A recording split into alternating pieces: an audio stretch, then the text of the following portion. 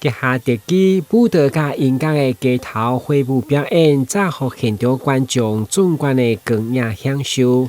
這是安中商圈佇7夕前所舉辦的市集活動，邀請街頭藝人到場表演。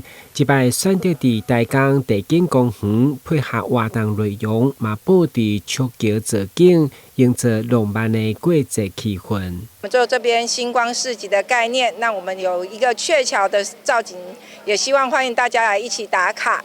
那因為我們在活動的當中，我們會發放1000份的商圈折價券，希望把人潮2次引流到我們的商圈店家去，讓促進我們安南區的經濟發展更發達，促進大家來消費一下，真的超好的，超棒的。預祝7月7日情人節，願天下有情人終成眷屬。願台南市市民健康快樂。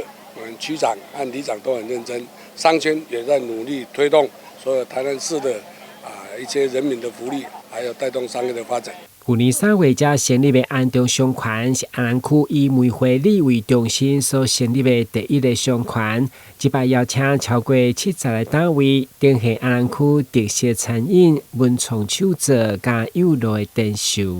第1年開始的7夕情人活動，20幾個攤位，到今年已經超過70個攤位哈。我們樂見安中商圈越來越活絡，越來越茁壯，來帶動我們安南區的整個經濟發展。